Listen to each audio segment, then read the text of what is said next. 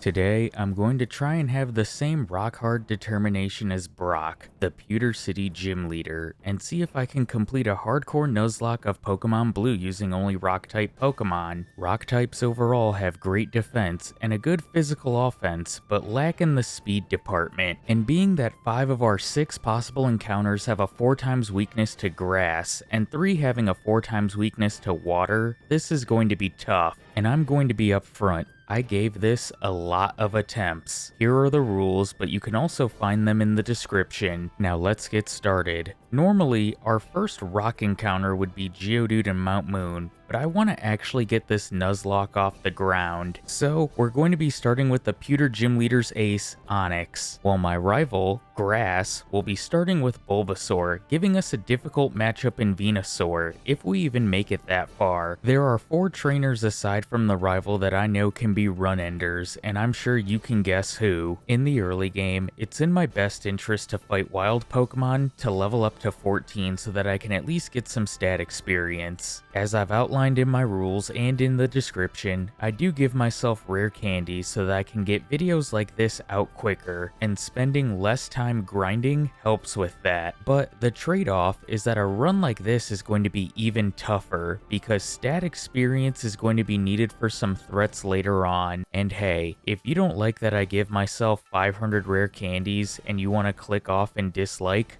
cool. A dislike, along with any comments, positive or negative, still help with the algorithm, so thanks. After reaching level 14, it's time to take on the Rock-type Specialist. While all I have are Tackle, Screech, a great defensive stat, and a pathetic attack stat, the first 2 are all I need, although the third helps. While my preference is to get Geodude to -6 defense, if it does set up a defense curl here and there, it's not the end of the world, as long as it remains in the negative. And after only 6 tackles, I take out his lead and move on to Onix. The good news is that I outspeed Onix and that it doesn't have a move to boost its defense. I just need to make sure that after I drop its defense to -6 that I don't attack and abide, which since I outspeed, as long as I pay attention, I won't. And I don't.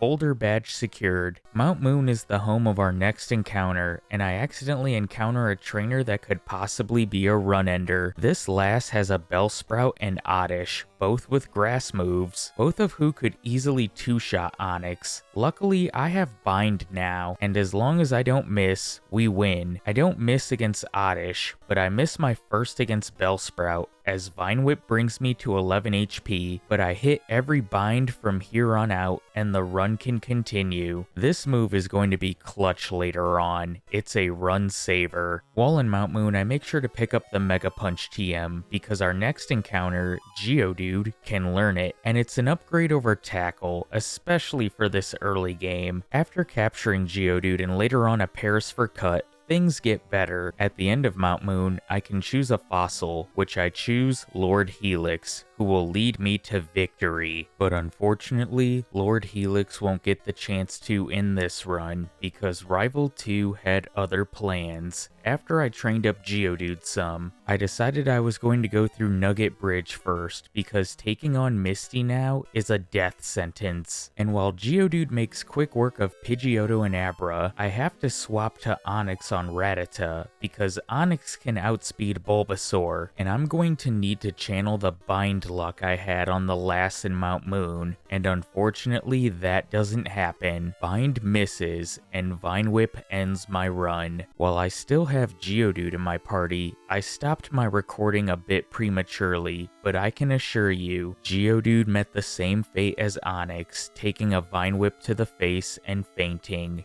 This run is over. Luckily, it doesn't take too long to get back to this point, and Onix can get revenge. This time, Bind doesn't miss, and run number 2 has made it further than run number 1. But remember what I said earlier about Misty? Well, I thought I had a good plan for her. You see, the plan was for Onix to reach her level cap of 21. However, I would use Geodude throughout Nugget Bridge and take a quick trip to Vermilion and the SS Anne to grab Body Slam. I thought maybe I can get a turn 1 X defend, get paralysis on Starmie, and clutch out a win that way. And well, I kept dreaming, because while I was able to make it by Staryu, Starmie just blasts me into another dimension, and this happened multiple times. I did have one attempt where I did manage to paralyze it with Body Slam, but you know what I did with this opportunity? Not go for bind, that's what. And at this point, with the luck required for Onix, I decided to give up on this run, at least with Onix as my starter.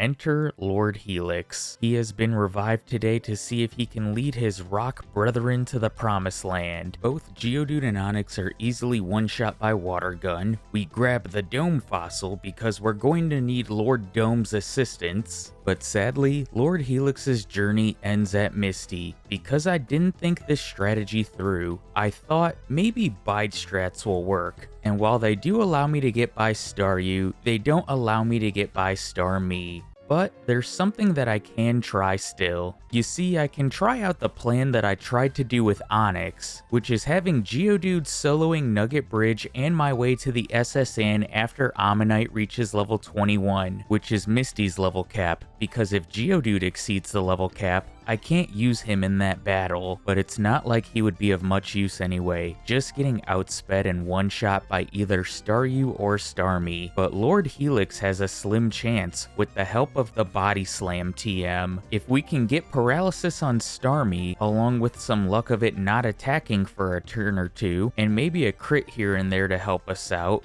maybe, just maybe,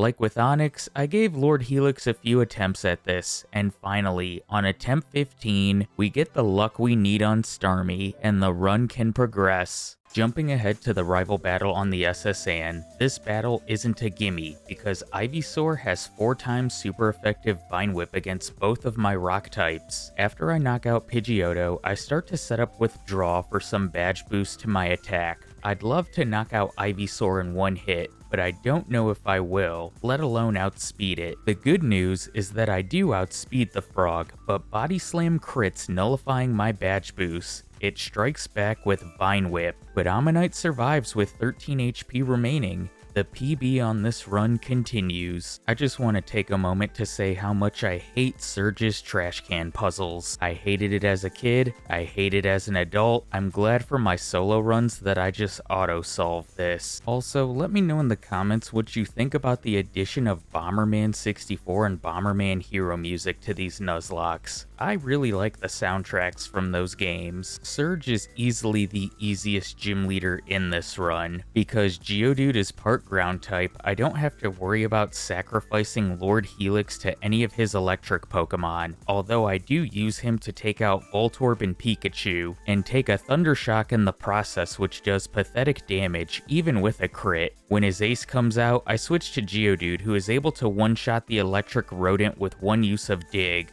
One trainer that did worry me on the way to Rock Tunnel is the Rapping Lass. Her gimmick, if you want to call it that, is to status you with Oddish, usually with Stun Spore, and then her following Bellsprouts will spam Rap and slowly kill you. Although since both of my Pokemon are 4 times weak to Grass, I'm curious if she will change it up. I'll never know because Geodude can just one-shot her team with Dig, and at the end of the battle, we can evolve into Graveler. I take a trip back to the Cerulean Pokemon Center to do a quick trade so we can get Golem. Normally, I wouldn't do this, but I forgot to click the option in the randomizer to allow for trade evolutions at level 36 or 38, whatever level they happen at, and I don't really want to use Graveler for this entire run. I'll try to be better with this in the future. In Rock Tunnel, we can get our next encounter, Onix, and as weird as this might sound, I'm glad to welcome Onix back to the team, because defeating Erika and continuing the run rests solely on its boulders, or shoulders.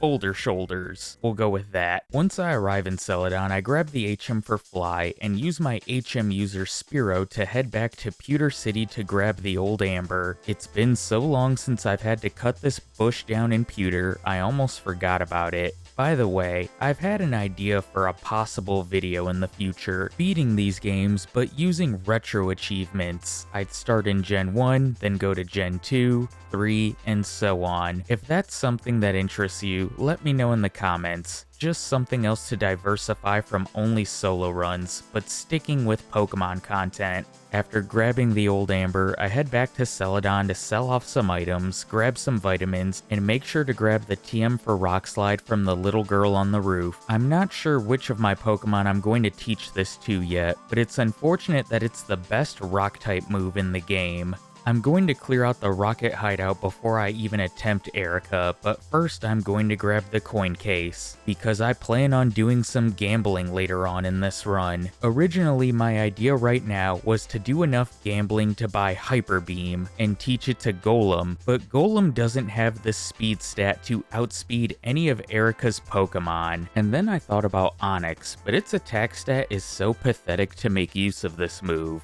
And besides, Onix has another move that I'm going to need. Giovanni in the Rocket Hideout doesn't provide a challenge. Lord Helix can easily take out his rock types with Bubble Beam, and I resist all of Kangaskhan's attacks, ultimately four-shotting it because for some reason I switched to Body Slam instead of sticking with Bubble Beam. Don't know what I was thinking in the moment there, but no party members lost. After doing some stat experience grinding in Diglett's Cave and getting my team to the level cap of 29, I can't put her off any longer. Let's face Erika. Her lead is Victory Bell and I lead Onix. Razor Leaf from this thing will one-shot my entire team, but Onix outspeeds and has Bind, and I need Bind to hit every single turn. A miss will result in us wiping. Once I get her Pokemon low enough as well, you'll see that I've taught Onix Double Edge, which I use as a finisher, and I guess is the next best thing instead of gambling for Hyper Beam, especially since it has 100% accuracy, and the recoil isn't going to matter in this battle, because a miss results in death. I managed to get by her lead, which is a great start. Since Tangela doesn't have any grass moves, I decide to soften it up with Screech before going for Bind. It switches between Bind and Constrict, and thankfully its Constrict doesn't drop our speed, because that would probably spell the end of this run. We make it to her final Pokemon Vileplume, and Onix needs to channel that inner clutch gene. Old school Mr. Big Shot for any of my Pistons fans out there. And Onix does just that. The flower doesn't get a chance to wipe my team out with Petal Dance, and we live to see another day. At least until we face the rivals Gyarados and Venusaur. Speaking of the rival, he's next and we have to face him in Pokemon Tower. We get a big jump in level cap so I can candy my team up some before this battle. Gyarados at this point is more dangerous than Ivysaur thanks to having Hydro Pump, and I get very lucky here that the 65% accurate Rock Throw does not miss against it, and also Mega Kick hits when it needs to, because a miss would probably result in losing a party member or two, or worse. The Ghastlies here are no problem for Golem since Dig is super effective against the Ghost Poison types, which reminds me, I'm actually going to be starting a Poison type Nuzlocke soon, and I'm excited for that one. There are so many encounters due to the amount of dual Poison types in the game.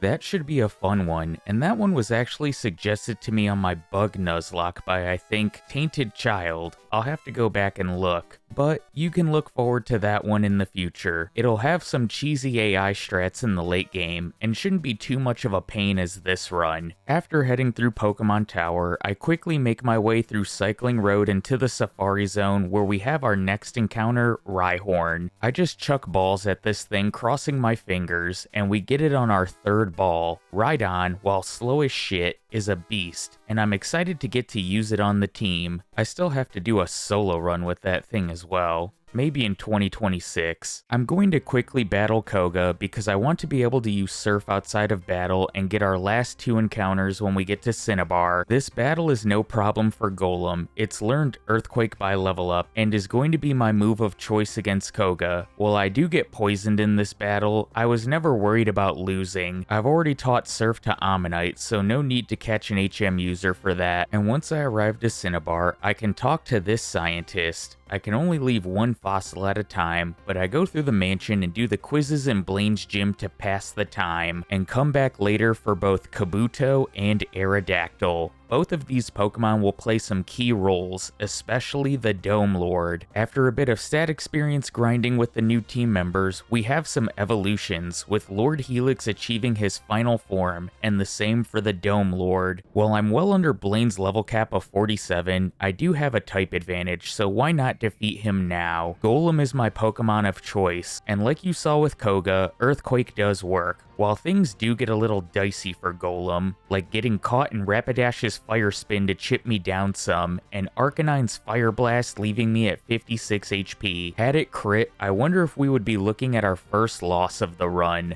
From here, it's a quick trip to Silphco to battle the rival, but not before I pick up a few key items. One of those items I've gone ahead and taught to the Dome Lord, Swords Dance, along with purchasing an additional Mega Kick TM from the Celadon market. Unfortunately, I've already used Body Slam and Double Edge, and I figured Mega Kick was the next best thing. And well, you've seen it in the battle in the background. I don't get punished with sand attacks from Pidgeot, and while I do miss a Mega Kick on Gyarados, it also missed Hydro Pump, and his entire team gets a swift Mega Kick to the dick.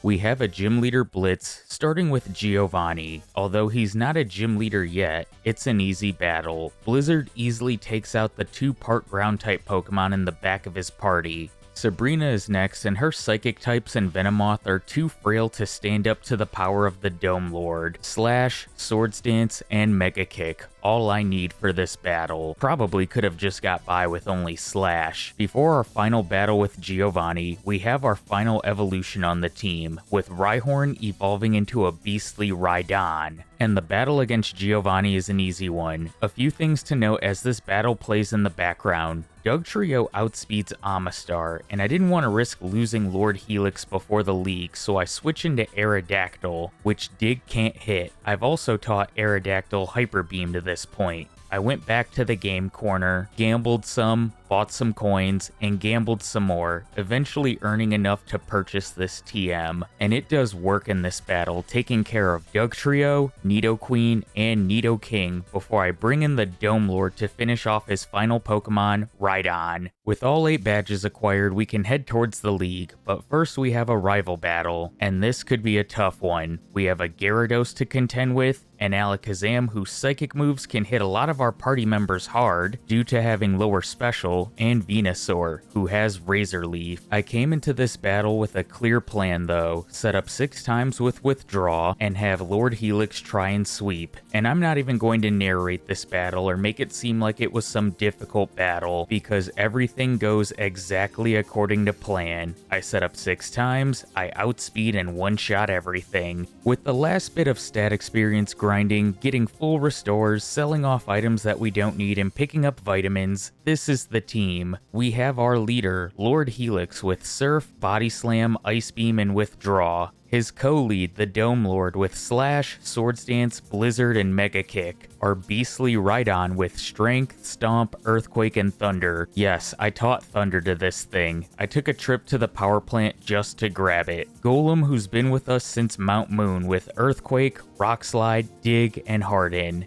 Aerodactyl, our fastest team member by far, with Fly, Agility, Hyper Beam, and Supersonic. I thought about the possibility of teaching Fire Blast over Supersonic just for some extra coverage, but I felt like confusion if it came down to it. I'd rather live on the coin flip than hoping Fire Blast can knock out whatever I'm facing. Last but not least, we have Onyx, who's been huge for this run with his clutch win over Erika with Double Edge, Bind, Rock Throw, and Harden. Even if we don't make it through the league, it's an accomplishment in itself to make it this far. The team is as ready as they'll ever be. Let's do this. Up first is Lorelei and her ice types, and Lord Helix is the perfect Pokemon to use. Dugong is just going to spam Rest, allowing me to set up fully with Withdraw, and I was hoping I would get the same results against her as I did Rival 6. And while I don't one-shot sweep her team, Lord Helix has no problem soloing her squad, and someone who I thought could possibly be a run-ender ended up being rather easy, but another lurks later on in the league. Next up is Bruno. I stick with Lord Helix in the game plan of setting up, and unlike with Lorelei, I am able to sweep Bruno's team, although I think the crit mattered against his final Pokemon Machamp. Either way, 2 up,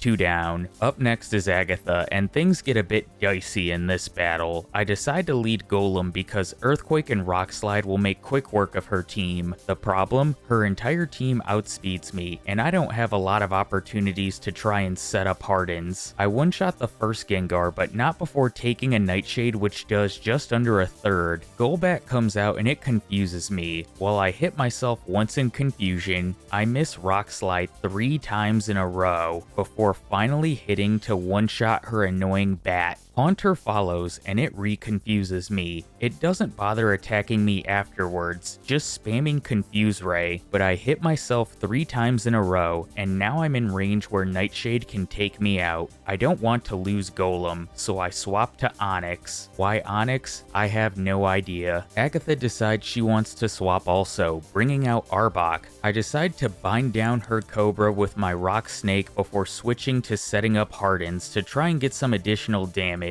She swaps back to Haunter, who does hit me with one Nightshade, and I tag it with a Rock Throw, doing half. Agatha again swaps back to Arbok, and I continue to bind it before setting up Hardens again. She does heal it with a Super Potion before swapping back to Haunter, whom I take out with Rock Throw. Arbok comes back out, but she swaps it again, this time for her final Gengar. I miss Rock Throw against it as Nightshade brings me to red health, and I hit a little too fast here, hitting Rock Throw doing a third, and I expected to lose Onix here, but she just goes for Confuse Ray, and I decide to swap out to Aerodactyl, who can finish her Ghost type with Fly, and Hyper Beam obliterates Arbok. This battle was a bit of a scary one, but now we have Lance, another trainer I thought would be a run-ender. He leads Gyarados and I lead Lord Helix, and I make a mistake in this battle. I should have just gone for Ice Beam right away. Instead, I set up Withdraw. Hydro Pump does around a quarter, and I set up a second,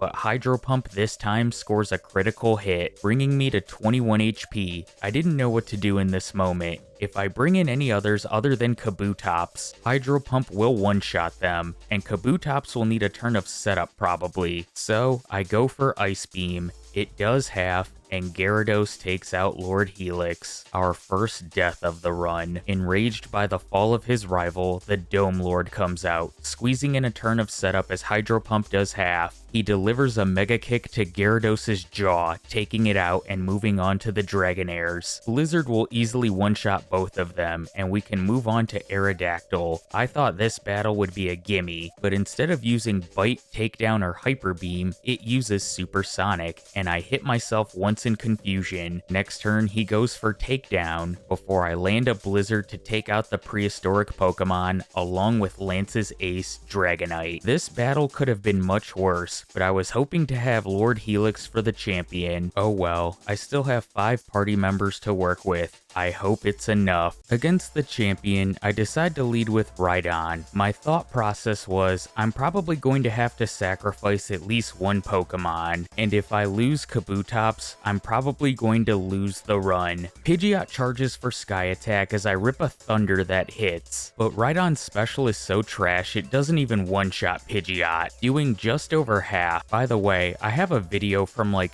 3.5 years ago to this point on my channel. It was a meme run I did using only special moves with Rhydon. It's kind of a brutal watch to this point in terms of quality, but I like to think of it as a good reminder to see how far I've come on the channel. Anyway, Sky Attack hits and crits, doing about a quarter as Stomp can't finish off the annoying bird. It hits a Wing Attack, doing pathetic damage, and I knock it out, moving on to Alakazam. It's faster and hits a Psychic, doing massive damage, bringing me to 34 HP. I go for Stomp. Why, I don't know, but it gets the one shot. I don't think the crit mattered. It's a mirror match next, and my Rhydon is superior, knocking his out with 2 Earthquakes, but now we have Gyarados. It's faster, and Hydro Pump easily finishes Rhydon for our second death of the run. I bring in the Dome Lord and set up one turn of Swords Dance, as Hydro Pump does half. Mega Kick hits, but crits. Gyarados hits Hydro Pump, and I thought the run was over from here. But Kabutops survives on 4 HP. I can take it out the next turn, but then I proceed to miss 2 Mega Kicks against Arcanine as it finishes off the Dome Lord. I bring in Golem next, and instead of just ripping Earthquake immediately, I should have taken time to set up some Hardens, just to try and improve my damage ranges against Venusaur. But in the back of my mind was also the possibility of Arcanine burning me with Ember. It has happened, most recently in my Mewtwo solo run, go check that out. The Fire Doggo falls and I move on to his ace Venusaur, thinking that I'm probably going to have to sacrifice Golem.